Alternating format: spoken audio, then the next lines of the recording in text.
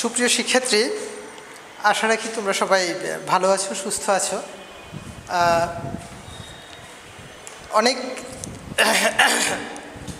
এর আগে আমরা অনলাইন ক্লাস করেছি, তারই ধারাবাহিকতায় আবার আমরা ঈদের পরবর্তীতে আবার নতুন করে আমাদের অনলাইন ক্লাসগুলো শুরু হচ্ছে। তো তোমরা আশা রাখি যে যেখানে আছো আমাদের অনলাইন ক্লাসগুলো সুন্দরভাবে দেখবা এবং প্রয়োজনীয় বা ইম্পর্টেন্ট যে বিষয়গুলো আছে সেগুলো তোমরা খাতায় টুকে রাখবা। আমাদের পরম করুণাময়ের কাছে একটা দিক থেকে আমাদের খুব কৃতজ্ঞতা প্রকাশ করা উচিত যে এরকমের এত বড় একটা মহামারী যাচ্ছে। সাথে সাথে আমাদের 2 দিন আগেই আমরা দেখতে পারলাম যে আমাদের বিশাল একটা প্রাকৃতিক ঝড় আমাদের আশেপাশের যে অঞ্চলগুলো আছে বা আশেপাশের যে দেশগুলো আছে তার উপর বয়ে যাচ্ছে। কিন্তু আল্লাহর একটা অশেষ রহমত যে আমরা বাংলাদেশে এর প্রভাবটা আসলে খুবই সামান্য পরিমাণে, ঠিক আছে। তো এর জন্য আমরা আল্লাহর কাছে অবশ্যই আমরা আল্লাহর কাছে কৃতজ্ঞতা জ্ঞাপন করব যে আমাদের বর্তমান যে মহামারীটা চলতেছে সেখান থেকেও যেন আমরা রক্ষা পাই, প্লাস হচ্ছে আমাদের সামগ্রিক কর্মকাণ্ডগুলো যেন আমরা স্বাভাবিকভাবে চালিয়ে নিতে পারি। তো আমাদের এই করোনা ভাইরাস মহামারীর কারণে আমাদের সামগ্রিক শিক্ষা কার্যক্রমটা অনেকটাই থমকে গেছে। তো তারপরও আমাদের পরিচালনা পর্ষদ বা আমাদের প্রিন্সিপাল স্যারের একান্ত সহযোগিতার কারণে আমরা মোটামুটি অনলাইন ক্লাসেরটা চালিয়ে আমাদের সেই পড়াশোনার যে ক্ষতিটা হচ্ছে সেই ক্ষতিটা কিছুটা হলে আমরা পুষিয়ে নিতে পারতেছি। তো তার ধারাবাহিকতায় আজকের আমরা 5ম শ্রেণীর গণিত বিষয়ের 5ম অধ্যায় গুণিতক এবং গুণনীয়ক সম্পর্কিত আলোচনাটা করব। এবং গুণিতক এবং গুণনীয়ক বিষয়টা হচ্ছে কিন্তু আমাদের 5ম শ্রেণীর যতগুলো চ্যাপ্টার আছে তার মধ্যে মোটামুটি একটা ইম্পর্টেন্ট টপিকস, এবং অনেক স্টুডেন্টই হচ্ছে এই টপিক্সের যে বিষয়গুলো আছে লসাগু, গসাগু, গুণিতক, গুণনীয়ক, এই বিষয়গুলো আসলেই অনেকে গুলিয়ে ফেলে। তো যতটা সহজ করে উপস্থাপন করা যায় তার একটা আমরা চেষ্টা আজকের আমরা চালাম, ঠিক আছে। আচ্ছা, তো আমরা আজকের এই টপিক্সটা আমরা আলোচ্য বিষয়সমূহ আমরা এভাবে নির্ধারণ করেছি যে প্রথমত আমরা গুণিতক সম্পর্কে জানব, তারপর হচ্ছে সাধারণ গুণিতক বিষয়গুলো কী সেটা জানব, লসাগু সম্পর্কে জানব, গুণনীয়ক সম্পর্কিত আলোচনায় যাব, সাধারণ গুণনীয়ক, গসাগু, উৎপাদক, মৌলিক উৎপাদক। এটা হচ্ছে আমাদের আসলে এই চ্যাপ্টারটা ভালো পারার জন্য যে সকল মৌলিক আলোচনা দরকার সেই মৌলিক আলোচনাগুলো আগে আমরা করব, তারপর আমরা 2-1টা প্র্যাকটিস করব, তারপর আমরা এখানে একটা তোমরা দেখতে পাচ্ছ যে আমরা একটা সৃজনশীল কোশ্চেন লিখেছি, এই কোশ্চেনটা আমরা সলভ করব। তো আর আমাদের যেহেতু সামনে তোমরা জানো যে তোমাদের অর্ধবার্ষিক পরীক্ষা চলবে 8 তারিখে, তো সেই পরীক্ষাটা তোমরা সবাই মোটামুটি বাসায় প্রিপারেশন যার যার মতো করে নিচ্ছ, এটা আমরা বুঝতে পারি। তো সেই পরীক্ষার কোশ্চেনগুলো যদি তোমাদের যে বই আছে বা যে গাইডগুলো তোমরা ফলো করো সেখানে পিছনেও তোমরা দেখতে পারবা যে কোশ্চেনগুলো কীভাবে আসে। তো আমাদের সাধারণত টোটাল কোশ্চেন আমাদের গণিতে টোটাল 11টা কোশ্চেন থাকে। সেখানে হচ্ছে 1 নাম্বার কোশ্চেনে হচ্ছে আমাদের 20টা সংক্ষিপ্ত কোশ্চেন থাকে। এরপর 2 থেকে একেবারে 11 পর্যন্ত যে কোশ্চেনগুলো থাকে সেখানে প্রত্যেকটা সেটে 2টা করে কোশ্চেন থাকে। প্রত্যেকটা মানে কোশ্চেনে 2টা করে কোশ্চেন থাকে অথবা থাকে তুমি যে কোনো একটা অ্যান্সার করলেই হবে। তো এভাবে আমাদের টোটাল 100 মার্কসের কোশ্চেনগুলো থাকে। তো আমাদের এই যে টপিক্সটা গুণিতক এবং গুণনীয়ক, এই টপিক্স থেকে তোমার অবশ্যই কোশ্চেন থাকবে। আর যেহেতু আমাদের এখন সিলেবাসটা ছোট, যেহেতু তোমাদের অর্ধবার্ষিক পরীক্ষায় আমরা অল্প কয়েকটা টপিক্সের উপরে আমাদের পরীক্ষাটা হবে, তো এখানে তুমি কিন্তু নর্মালি যখন পরীক্ষা হয় তখন হচ্ছে আমাদের টপিক্সগুলো থেকে বিশেষ করে 4 প্রক্রিয়ার সমস্যা, গুণিতক, গুণনীয়ক প্রত্যেকটা সেট থেকেই আমাদের 2টা কোশ্চেন থাকে। সেখান থেকে আমরা যে কোনো কোশ্চেন একটা করে অ্যান্সার করি। কিন্তু এখন যেহেতু চ্যাপ্টার কম, আমার 11টা কোশ্চেন করতে গিয়ে অনেক চ্যাপ্টার থেকে তুমি 2টা কোশ্চেনে পেয়ে যাবে। অতএব হচ্ছে কি তোমাদের বিষয়টা আরও কিন্তু সহজ হয়ে গেছে। অতএব তোমরা দেখো আমরা আজকের যে জানবো গুণিতক বিষয়টা কি। এই গুণিতক এবং গুণনীয়ক এগুলো আসলে তোমরা 5ম শ্রেণীতে পড়ো। এই সমস্যাগুলো আসলে তোমাদেরই সমস্যা না, এগুলো বড় যে ক্লাস বিশেষ করে 8-9-এর স্টুডেন্টদেরও কিন্তু এই গুণিতক, গুণনীয়ক, লসাগু, গসাগু বিষয়ে যদি জিজ্ঞেস করা হয় তারাও কিন্তু মানে অনেক সময় দেখা যাচ্ছে যে যথাযথ অ্যান্সারটা করতে পারে না। আর এই বিষয়গুলো যদি আমরা এখন থেকে ভালোভাবে শিখে রাখি তাহলে আশা রাখি সামনের পরবর্তী যে ক্লাসের যে প্রবলেমগুলো আছে সেগুলো সলভ করতে তোমাদের সহজ হয়ে যাবে। তো গুণিতক বিষয়টা দেখো, গুণিতক জিনিসটা কি? গুণিতকটা হচ্ছে কি, যে কোনো একটা নির্দিষ্ট সংখ্যাকে যদি তুমি 2 বা ততোধিক সংখ্যা দ্বারা গুণ করো, তাহলে যে গুণফলটা পাওয়া যায় সেই গুণফলটাই হচ্ছে ওই নির্দিষ্ট সংখ্যার গুণিতক।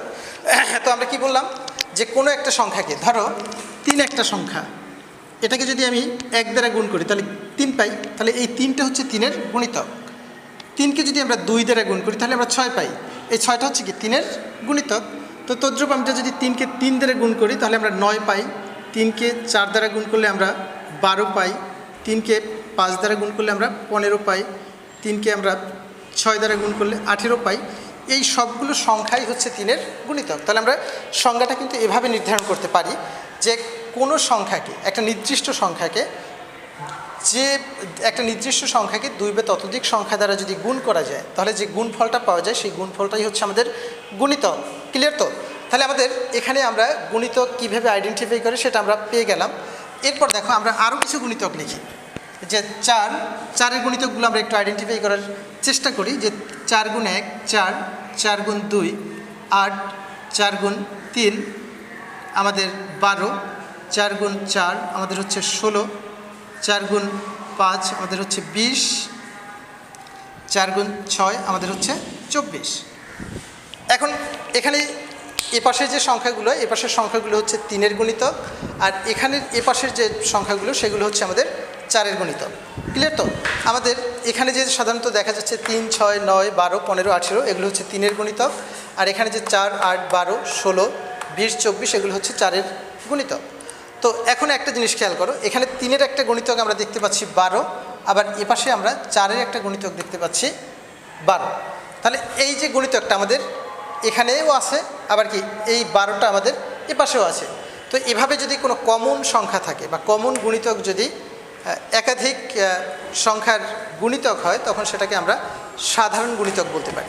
তাহলে এখানে আমাদের দেখো, এখানে যে 3-এর যে গুণিতক বের করলাম সেখানে আমাদের 12 সংখ্যা আছে, আবার এখানে যে আমরা যে 4-এর গুণিতক বের করলাম সেখানেও কিন্তু আমাদের 12 আছে। তাহলে এই যে 12টা হচ্ছে আমাদের সাধারণ গুণিতক। দেখো আমাদের তাহলে আমরা গুণিতক শিখলাম, সাধারণ গুণিতক শিখলাম। তাহলে সাধারণ গুণিতক কত? সাধারণ গুণিতক, এখান থেকে আমরা সাধারণ গুণিতক কত বের করলাম? 12 বের করলাম। ক্লিয়ার তো? এখন তুমি এখানে আমরা 3-এর এই গুণিতক বের করছি, 4-এর গুণিতক বের করছি, তুমি যদি 5 6 এভাবে বিভিন্ন সংখ্যার গুণিতক বের করতে পারো, তুমি যদি একটা নির্দিষ্ট সংখ্যা প্রত্যেকটার মধ্যে থাকে তাহলে সেই সংখ্যাটাই হচ্ছে সাধারণ গুণিতক। তবে একাধিকও সাধারণ গুণিতক থাকতে পারে। যেমন আমরা 3-এর পর আমরা দেখি 3 গুণ কত? 7, 21, 3 গুণ 8, এটা কিন্তু আমাদের কত? 24। এখানে কিন্তু তুমি দেখো, তাহলে এখন আমাদের এপাশে সাধারণ গুণিতক কত? এটার মধ্যে আমি 12 পাচ্ছি, আবার এখানে কি 24ও পাচ্ছি, আবার এখানেও 24 আছে। তাহলে আমাদের এই 24টাও কিন্তু আমাদের কি 12 এবং 24 কিন্তু এই যে গুণিতকগুলো টোটাল আমি দেখতে পাচ্ছি 3 এবং 4-এর, তার মধ্যে কিন্তু 3 এবং 4-এর সাধারণ যে গুণিতক সেটা হচ্ছে 12 এবং 24। এখন আমাদের এই জায়গায় আছে একটা লসাগু। লসাগু বলতে আমরা বুঝি, আচ্ছা আমরা উপরে এই জিনিসগুলো মুছে দিচ্ছি। তো তুমি দেখো এবার আমরা এখানে কি আছে? লসাগু। লসাগু বলতে কি বুঝি আমরা? লঘিষ্ঠ সাধারণ গুণিতক। মানে অনেকগুলো যদি সাধারণ গুণিতক থাকে, লঘিষ্ঠ মানে কি? ছোট। লঘিষ্ঠ মানে কি? ছোট। তো অনেকগুলো যদি সাধারণ গুণিতক থাকে তার মধ্যে সবচেয়ে যেটা ছোট সেটাই হচ্ছে কি আমাদের লসাগু। তাহলে তুমি যে দেখতে পাচ্ছ যে আমরা 3 এবং 4-এর যে সাধারণ গুণিতকগুলো বের করলাম 12 এবং 24, এর মধ্যে ছোট কোনটা? আমাদের 12। অতএব আমাদের এখানে লসাগু তাহলে আমরা কত হবে? এই যে 3 এবং 4-এর লসাগু কত হবে আমাদের? 12। কারণটা হচ্ছে 12 হচ্ছে কি আমাদের সবচেয়ে ছোট। তো আশা রাখি আমাদের গুণিতক, সাধারণ গুণিতক, লসাগু বিষয়টা ক্লিয়ার। এখন যদি লসাগুর আমরা গাণিতিকভাবে আমরা দেখাইলাম যে ছোট, তাহলে আমরা যদি সংজ্ঞা আকারে লসাগুর সংজ্ঞাটা বলি তাহলে আমরা যদি বলি যে আমাদের 2 বা ততোধিক যদি এরকমের সাধারণ গুণিতক থাকে তার মধ্যে যেটা সবচেয়ে ছোট গুণিতক সেটাই হচ্ছে আমাদের লসাগু। ক্লিয়ার তো? আমরা গাণিতিক আলোচনাটা আগে করে তোমার কিভাবে আইডেন্টিফাই করতে হয় সাধারণ গুণিতক সেগুলো বের করলাম, সেগুলো থেকে আমরা লসাগু বের করলাম। এরপর লসাগুর আমরা সংজ্ঞা নির্ধারণ করলাম যে 2 বা ততোধিক যদি সাধারণ গুণিতক থাকে তার মধ্যে সবচেয়ে ছোট যে গুণিতকটা সেটাই হচ্ছে আমাদের লসাগু। আচ্ছা, এরপরে দেখো আমাদের গুণনীয়ক জিনিসটা কি। যে গুণনীয়ক আমরা কি বলতে পারি, যে গুণনীয়কটা হচ্ছে কি, যে কোনো সংখ্যাকে যদি দুই বা ততোধিক সংখ্যার গুণফল আকারে প্রকাশ করে যায়, যেমন আমাদের জায়গায় যেমন তুমি ধরতে পারো যে 12কে যদি আমি 2 এবং 6-এর গুণফল আকারে কিন্তু প্রকাশ করতে পারি, যে কোনো সংখ্যাকে যদি আমি 2 বা ততোধিক সংখ্যার গুণ আকারে প্রকাশ করা যায় তাহলে শেষোক্ত সংখ্যাটা হচ্ছে প্রথম সংখ্যার গুণনীয়ক। তাহলে আমাদের 12-এর গুণনীয়ক কিন্তু 2 এবং 6। আমাদের গুণনীয়কের আর একটা বাংলা আছে যেটাকে আমরা বলতে পারি উৎপাদক। ক্লিয়ার তো? আমাদের 2 এবং 6 হচ্ছে কি 12-এর গুণনীয়ক বা উৎপাদক। আচ্ছা, এবার সাধারণ গুণনীয়ক এই বিষয়টা আমাদের কি? সাধারণ গুণনীয়কটা হচ্ছে এরকমের যে তুমি চিন্তা করো যে এখানে আমাদের ধরো 4 আছে, 4, অথবা আমরা গুণনীয়কের এভাবেও সংজ্ঞা দিতে পারি যে কোনো সংখ্যাকে যে সংখ্যাগুলো দ্বারা নিঃশেষে বিভাজ্য করা যায়, একটা নির্দিষ্ট সংখ্যাকে যে যে সংখ্যা দ্বারা নিঃশেষে বিভাজ্য করা যায় সেই সংখ্যাগুলোকে আমরা এই সংখ্যাটার গুণনীয়ক বলতে পারি। যেমন তুমি প্রথমত চিন্তা করতে পারো যে 4কে কি আমরা 1 দ্বারা ভাগ করতে পারি, অতএব 1 হচ্ছে কি 4-এর একটা গুণনীয়ক। আবার 2 দ্বারাও কিন্তু আমরা 4কে ভাগ করতে পারি, অতএব 2 হচ্ছে আমাদের কিন্তু 4-এর একটা গুণনীয়ক। আর কত দ্বারা পারি? 3 দ্বারা পারি না, আবার 4 দ্বারাও পারি। 4 দিয়ে 4কে ভাগ করলেও কিন্তু আমাদের 1 হয়, অতএব আমাদের 4-এর গুণনীয়কগুলো কি 1, 2, 4। আচ্ছা, আবার আমরা ধরো 6 নির্ধারণ করলাম। 6কে দেখো তো আমরা 1 দ্বারা ভাগ করতে পারি, 6 হয়। 2 দ্বারাও কিন্তু ভাগ করতে পারি, 3 দ্বারাও কিন্তু ভাগ করতে পারি তো। আচ্ছা, এরপর কত দেখো তো, আর কত? 4 দ্বারা পারি না, 5 দ্বারাও পারি না, আবার কি 6 দ্বারাও ভাগ করতে পারি। তাহলে আমাদের এই যে সংখ্যাগুলো আসছে 4-এর 1, 2, 4, এটা হচ্ছে 4-এর গুণনীয়ক। 6-এর হচ্ছে 1, 2, 3, 6, এটা হচ্ছে 6-এর গুণনীয়ক। এখন এখানে সাধারণ গুণনীয়ক বলতে একটা কথা আছে, ঠিক সেই আমরা যে সাধারণ গুণিতক শিখলাম, যে গুণনীয়কটা আমাদের এই 4 সংখ্যার মধ্যেও আছে, যে গুণনীয়কটা আমাদের 6 সংখ্যার মধ্যেও আছে, সেই গুণনীয়কটাকে কিন্তু আমরা সাধারণ গুণনীয়ক বলতে পারি। তাহলে আমাদের এখানে 4 এবং 6-এর সাধারণ গুণনীয়ক হবে কোনটা? সাধারণ গুণনীয়ক হবে আমাদের কিন্তু 2। আশা রাখি সবাই বিষয়টা ক্লিয়ার। তাহলে আমরা কীভাবে গুণনীয়ক নির্ধারণ করব সেই বিষয়টা আমরা কিন্তু শিখলাম। তাহলে আমরা গুণনীয়কের সংজ্ঞাটা এভাবে দিতে পারি যে কোনো সংখ্যাকে যে যে সংখ্যা দ্বারা নিঃশেষে বিভাজ্য করা যায় সেই সংখ্যাগুলোই হচ্ছে ওই নির্দিষ্ট সংখ্যার গুণনীয়ক। তাহলে এখানে আমাদের 4-এর গুণনীয়ক হচ্ছে 1, 2, 4, 6-এর গুণনীয়ক হচ্ছে আমাদের 1, 2, 3, 6। অতএব আমরা এখানে দেখতে পাচ্ছি যে এই যে 2 সংখ্যাটা এটা আমাদের 4-এর মধ্যেও আছে, 2 সংখ্যাটা আমাদের 6-এর মধ্যেও আছে। অতএব আমাদের সাধারণ গুণনীয়ক এখানে 4 এবং 6-এর সাধারণ গুণনীয়ক হচ্ছে 2। আচ্ছা, এরপরে দেখো আমাদের গসাগুটা হচ্ছে কি? গসাগুটা হচ্ছে যে আমাদের গরিষ্ঠ সাধারণ গুণনীয়ক। গরিষ্ঠ সাধারণ গুণনীয়ক। আচ্ছা, গরিষ্ঠ সাধারণ মানে গুণনীয়ক বি। গরিষ্ঠ সাধারণ গুণনীয়ক বলতে আমাদের সবচেয়ে যে অনেকগুলো গুণনীয়কের মধ্যে যেটা সবচেয়ে বড় সেই সংখ্যাটাই হচ্ছে আমাদের গরিষ্ঠ সাধারণ গুণনীয়ক। ধরো আমাদের যদি এরকমের থাকে, তোমাকে যদি বলে যে 15 এবং 21 এর গসাগু বের করো, তাহলে আমাদের গুণনীয়ক বের করেও আমরা বলতে পারি, আবার অন্য কোনো পদ্ধতিতেও আমরা বের করতে পারি। তো আমাদের একটা সহজ পদ্ধতি আছে, যে সহজ পদ্ধতিটাই আমরা একেবারে শিখাই দেই, যে পদ্ধতিটাকে আমরা ইউক্লিড পদ্ধতি বলতে পারি, বা সংক্ষেপে গসাগু এই পদ্ধতিও বলতে পারি, বা সংক্ষিপ্ত পদ্ধতিতে গসাগুকরণ এটাও আমরা বলতে পারি, বা সংক্ষিপ্ত পদ্ধতিতে লসাগুকরণ এটা বলতে পারি। যেহেতু তোমরা 5ম শ্রেণীর স্টুডেন্ট, তোমাদের ইউক্লিড পদ্ধতি এভাবে আসলে লেখা নেই, এটা তোমাদের উপরের ক্লাসে গেলে হয়তো বা এটা তোমরা পাবা। এখন আমরা এভাবেই নির্ধারণ করতে পারি যে সংক্ষিপ্ত পদ্ধতিতে গসাগু আর লসাগু।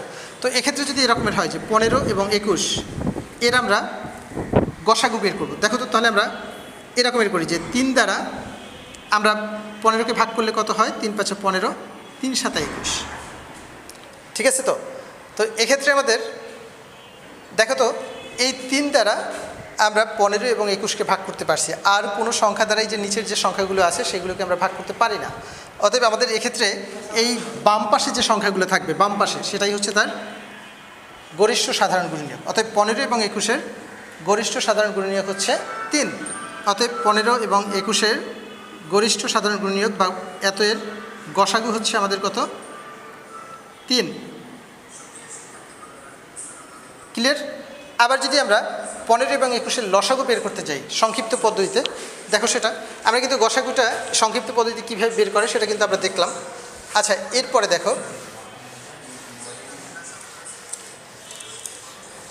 দেখো আমাদের সংক্ষিপ্ত পদ্ধতিতে লসাগু আমরা এই 15 এবং 21-এর লসাগুটাই বের করে দেখাই একবার।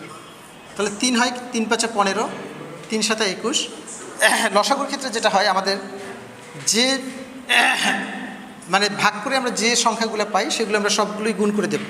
তাহলে আমাদের 15 এবং 21-এর লসাগু কত হয়? লসাগু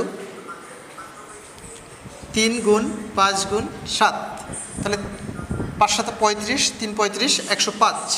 এর মানে 15 এবং 21-এর আমাদের লসাগুটা হচ্ছে 105। এই যে পদ্ধতিটা আমরা করলাম এটাকে আমরা সংক্ষিপ্ত পদ্ধতি বা ইউক্লিড পদ্ধতিও কিন্তু বলতে পারি। আচ্ছা, এরপরে আমাদের দেখো উৎপাদক। আচ্ছা, আমাদের গুণনীয়কের আর একটা বাংলাই হচ্ছে কি উৎপাদক, আমরা আগেই বলছি। তো উৎপাদকের সংজ্ঞাটা আমরা ওই গুণনীয়কের মতোই দিতে পারি যে কোনো সংখ্যাকে যদি 2 বা ততোধিক সংখ্যার গুণফল আকারে প্রকাশ করা যায় সেক্ষেত্রে শেষোক্ত সংখ্যাদ্বয় হচ্ছে প্রথম সংখ্যার গুণনীয়ক বা উৎপাদক। আচ্ছা, এরপর হচ্ছে মৌলিক উৎপাদক। আচ্ছা, মৌলিক উৎপাদক বিষয়টা জানতে গেলে আমাদের প্রথমত জানা দরকার মৌলিক সংখ্যা কাকে বলে। আচ্ছা, মৌলিক সংখ্যা কাকে বলে এটা কি তোমরা জানো? যেহেতু তোমরা পঞ্চম শ্রেণীর স্টুডেন্ট, অবশ্যই তোমাদের মৌলিক সংখ্যা এগুলো সম্পর্কে মোটামুটি একটা আইডিয়া থাকার কথা। তো মৌলিক সংখ্যাটা হচ্ছে এরকমের যে মৌলিক সংখ্যা আইডেন্টিফাই করতে পারলেই আমরা মৌলিক উৎপাদক আইডেন্টিফাই করতে পারবো। তো মৌলিক সংখ্যাটা হচ্ছে এরকমের যে কোনো সংখ্যাকে যদি 1 এবং বা এরকমের যদি বলি কোনো সংখ্যার যদি 1 এবং ওই সংখ্যা ব্যতীত কোনো গুণনীয়ক না থাকে সেই সংখ্যাটাই হচ্ছে মৌলিক সংখ্যা। যেমন তুমি 2 চিন্তা করতে পারো, 2কে কিন্তু আমি 1 এবং 2 গুণ করেই কিন্তু 2 বানাতে পারি। 3কে কিন্তু আমরা 1 এবং 3 গুণ করেই বানাতে পারি। অন্য কোনো সংখ্যা গুণ করেই কিন্তু 3 পাওয়া যায় না। অতএব 2 3 এগুলো হচ্ছে কি আমাদের মৌলিক সংখ্যা। তদ্রূপ আমাদের কি 5, 1 গুণ 5, অন্য কোনো সংখ্যা গুণ করে কিন্তু 5 পাওয়া যায় না। অতএব 5টাও একটা মৌলিক সংখ্যা। তাহলে আমাদের যেহেতু আমরা মৌলিক সংখ্যা চিনলাম অতএব আমরা মৌলিক উৎপাদক আইডেন্টিফাই করতে পারবো। তো আমাদের দেখো অনেক সময় তোমাদের বলে যে মৌলিক উৎপাদকের সাহায্যে লসাগু এবং গসাগু করো, এরকমের কিন্তু আমাদের অনেক সময়ই বলে। যেমন তোমার জাস্ট সিম্পল একটা কোশ্চেন বললাম যে 12-এর মৌলিক গুণনীয়কগুলো বের করো। এখন তুমি যদি 2 এবং 6 লিখে রাখো তাহলে সেটা কিন্তু মৌলিক গুণনীয়কে বা উৎপাদকে প্রকাশ কিন্তু হবে না। কারণটা হচ্ছে আমাদের দেখো 2 একটা মৌলিক সংখ্যা, বাট 6 কিন্তু আমাদের মৌলিক সংখ্যা না। 6 হচ্ছে কি আমাদের যৌগিক সংখ্যা। যদি কোনো সংখ্যার 2 বা ততোধিক গুণনীয়ক থাকে সেটাকে আমাদের যৌগিক সংখ্যা বলে। অতএব আমাদের 6 কিন্তু এটা যৌগিক সংখ্যা। অতএব এক্ষেত্রে আমরা 12কে কিন্তু মৌলিক গুণনীয়কে বা মৌলিক উৎপাদকে কিন্তু প্রকাশ করতে পারি নাই। আমরা যদি এটাকে এরকমের করতাম, 6কে যদি এবার ভাঙাই 2 গুণ 3, তাহলে আমাদের এক্ষেত্রে কিন্তু 12কে কিন্তু আমরা মৌলিক উৎপাদকে বিশ্লেষণ করতে পারলাম। তাহলে 12-এর মৌলিক উৎপাদক কোনটা 2 গুণ 2 গুণ 3। আচ্ছা, তাহলে এই হচ্ছে আমাদের মোটামুটি তোমার গুণিতক এবং গুণনীয়ক চ্যাপ্টারের যে বেসিক যে আলোচনা সেটা আমাদের মোটামুটি কমপ্লিট হয়ে গেছে। এবার আমরা এই গুণিতক এবং গুণনীয়ক সম্পর্কিত চ্যাপ্টারের কিছু কোশ্চেন আছে, তোমার বইতে কিছু কোশ্চেন আছে, সেই কোশ্চেনগুলো তোমরা একটু দেখবা। আমরা জাস্ট ওই চ্যাপ্টার বা ওই কোশ্চেনের উপরে ভিত্তি করে একটা সৃজনশীল দেখাবো। দেখো এরকম একটা সৃজনশীল যে 3টি ঘন্টা একত্রে বেজে 9, 12 এবং 15 মিনিট পর পর বাজতে লাগবে। মানে 3টি ঘন্টা একত্রে বাজার পর 9, 12 এবং 15 মিনিট পর পর পুনরায় বাজতে লাগবে। এখন তোমার ফার্স্ট কোশ্চেন করছে যে কতক্ষণ পর ঘন্টাগুলো একত্রে বাজবে তা বের করতে হবে। আমাদের ফার্স্ট কোশ্চেনটা কি যে কতক্ষণ পর ঘন্টাগুলো একত্রে বাজবে তা বের করতে হলে কি করতে হবে। তো আমাদের একটা সংক্ষিপ্ত জাস্ট সিস্টেম বা সংক্ষিপ্ত টেকনিকটা হচ্ছে এরকমের যে কোনো কোশ্চেনের মধ্যে যদি কতক্ষণ পর বা পুনরায় বা সর্বনিম্ন কতক্ষণ পর এরকমের বা একত্রে এই কথাগুলো যদি থাকে তাহলে তুমি চোখ বন্ধ করে এটাকে তুমি লসাগু করে দেবা। তাহলে আমাদের কি করতে হবে, যদি কোনো কোশ্চেনের মধ্যে পুনরায় একত্রে সর্বনিম্ন এরকমের কথাগুলো থাকে তাহলে আমরা সেক্ষেত্রে আমরা লসাগু করে দেবো। তাহলে আমাদের ফার্স্ট কোশ্চেনের অ্যান্সারটা হবে কি যে কতক্ষণ পর ঘন্টাগুলো একত্রে বাজবে তা বের করতে হলে কী করতে হবে, এক কথায় আমাদের অ্যান্সারটা হচ্ছে কি লসাগু করতে হবে। আচ্ছা, এরপরে দেখো আবার কতক্ষণ পর ঘন্টাগুলো একত্রে বাজবে। আবার বলতে কিন্তু পুনরায় কথা বোঝায়। তো পুনরায় কথা থাকলে আমাদের প্রথমতই আমরা বলে দিছি যে এটাকে পুনরায় বা আবার এই কথাগুলো থাকলে কি লসাগু করতে হয়। তাহলে আমরা এভাবে অ্যান্সার খ নাম্বার অ্যান্সারটা এভাবে করব যে 9, 12 ও 15 এর লসাগুই হচ্ছে নির্ণয় সময়। আচ্ছা, তাহলে আমরা লসাগু করি। দেখো 9, 12, 15। আমরা কিন্তু সংক্ষিপ্ত পদ্ধতিতে সেই লসাগুটা তোমাদের সামনে উপস্থাপন করতেছি। দেখো, এখন এমন একটা সংখ্যা দ্বারা ভাগ করতে হবে যে সংখ্যাটা দ্বারা প্রত্যেকটাকেই ভাগ করা যায়। আচ্ছা, প্রত্যেকটাকেও যদি ভাগ করা না যায়, অ্যাটলিস্ট 2টা সংখ্যাকে যেন ভাগ করা যায়। তো আমরা 3 দ্বারা যদি ভাগ করি, দেখো 3 3 9, 3 4 12, 3 5 15। এখন আমরা দেখতে পাচ্ছি যে আর কোনো সংখ্যা দ্বারা আমরা এটাকে আর ভাগ করতে পারি না। অতএব সেক্ষেত্রে আমাদের সব সংখ্যাগুলো যদি গুণ করে দিই তাহলে আমাদের লসাগু বের হয়ে যাবে। অতএব এক্ষেত্রে নির্ণয়ের লসাগু হবে নির্ণয়ের লসাগু সমান সমান 3 গুণ 4 গুণ 5। ঠিক আছে? তাহলে আমাদের দেখো তো 4 5 20, 3 20 60, 3 60 180। তো 180 মিনিট। তো আমরা যদি এটাকে ঘন্টায় প্রকাশ করি তাহলে হচ্ছে আমরা এভাবে করতে পারি যে এটাকে যদি ঘন্টায় করি তাহলে আমাদের কত লিখতে পারি? আমরা 3 ঘন্টা লিখতে পারি, যে 3 ঘন্টা পর পুনরায় ঘন্টাগুলো আবার একত্রে বাজবে। কারণ হচ্ছে আমাদের এরকম করতে পারি যে 1 ঘন্টা সমান সমান আমাদের 60 মিনিট। অতএব 60 মিনিট সমান যদি 1 ঘন্টা হয় তাহলে 180 মিনিট সমান 3 ঘন্টা। অর্থাৎ 3 ঘন্টা পর আমাদের 3 ঘন্টা পর ঘন্টাগুলো পুনরায় আবার একত্রে বাজবে। আচ্ছা, এরপরে দেখো আমাদের পুনরায় আবার গ নাম্বার, যদি ঘন্টাগুলো 6, 9 ও 12 মিনিট পর পর বাজে তাহলে কতক্ষণ পরে ঘন্টাগুলো আবার একত্রে বাজবে। আচ্ছা, তাহলে সেম একই রকমের যেহেতু এত মিনিট পর পর বাজে তাহলে কতক্ষণ পরে ঘন্টাগুলো আবার একত্রে বাজবে। আবার কথাটা থাকলেই বা পুনরায় কথাটা থাকলেই আমরা আগেই বলছি যে আমাদের কি করতে হবে? লসাগু করতে হবে। তো আমরা যদি গ নাম্বারটাও যদি লসাগু করি, যে 6, 9 ও 12 এর লসাগুই নির্ণয় সময় হচ্ছে নির্ণয় সময়।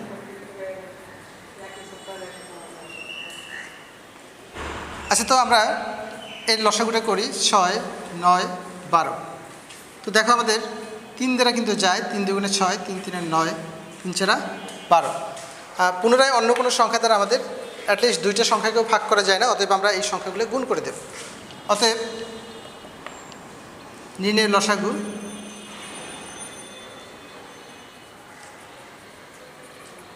3 গুণ 2 গুণ 3 গুণ 4। তো 3 2 6 বা 4 3 12, 12 2 24, 3 24 72। তাহলে আমাদের 72 মিনিট, অর্থাৎ ঘন্টাগুলো পুনরায় আবার 72 মিনিট পর আবার একত্রে বাজবে। তো এই হচ্ছে আমাদের সৃজনশীল। তো তুমি দেখো যে অঙ্কগুলো কিন্তু খুবই সহজ অঙ্ক। যদি তোমরা একটু প্র্যাকটিস করো বাসায় বসে তাহলে কিন্তু আমাদের এগুলো তুমি আশা রাখি খুব ভালোভাবে পারবা। আর পড়াশোনা মুখস্থ বা মনে রাখার একটা সিস্টেম আছে আসলে। একদল গবেষক এরকমের দেখতে পারছে যে কেউ যদি এক নাগারে 1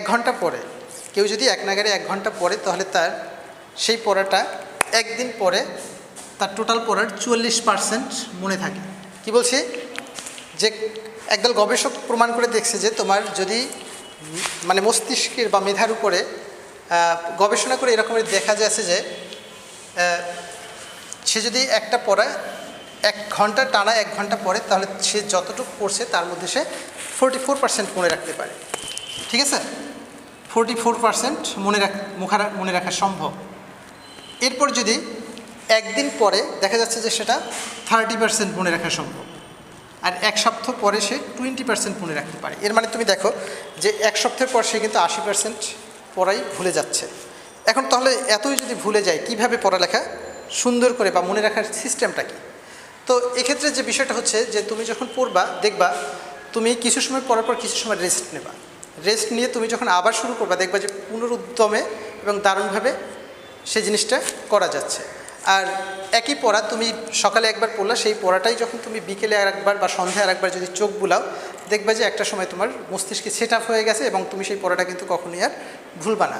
তো আর যদি লিখে লিখে পড়া যায়, যে আমরা যে পড়াটা পড়ি সেটা যদি আবার লিখি আবার পড়ি, এভাবে করলে দেখবে যে ব্রেন এমনভাবে সেট আপ হয়ে যাচ্ছে যেটা কখনোই আর ভোলা সম্ভব নয়। সাথে সাথে আমাদের যদি আরেকটা জিনিস করি, যে আমরা যদি আমাদের কল্পনা শক্তিটাকে বাড়াই নিতে পারি, যে একটা পড়া পড়লাম তার সেটাকে যদি তুমি গল্পে গল্পে নিজের মতো করে সাজাই নিতে পারো, তাহলে সেটা যতই কঠিন হোক না কেন তুমি কিন্তু খুব সহজে কিন্তু মনে রাখা সম্ভব। আর সর্বোপরি হচ্ছে পড়াশোনার প্রতি খুব আনন্দ ফিল করতে হবে। তুমি যদি আনন্দ ফিল করতে পারো তাহলে কিন্তু পড়ালেখাটা খুব সুন্দর করে মনে রাখা সম্ভব। তো আশা রাখি পড়াশোনার প্রতি সবাই আনন্দিত একটা মনোভাব রাখবা, যে এটা একটা অনেক জানার বিষয়, অনেক সুন্দর একটা বিষয়, এটা করলে অনেক বড় কিছু হওয়া যায়। সেই জিনিসগুলো চিন্তা করে তুমি পড়াশোনা করবে, দেখবে যে একটা সময় তোমার মাথায় সেট আপ হয়ে যাচ্ছে। তো আজকের আমাদের এ পর্যন্তই। আমরা সামনে আবারও ক্লাস করব। আজকের এ পর্যন্ত আমরা শেষ করব পড়াটা। তো সবাইকে ধন্যবাদ, সবাই ভালো থাকো, সুস্থ থাকো।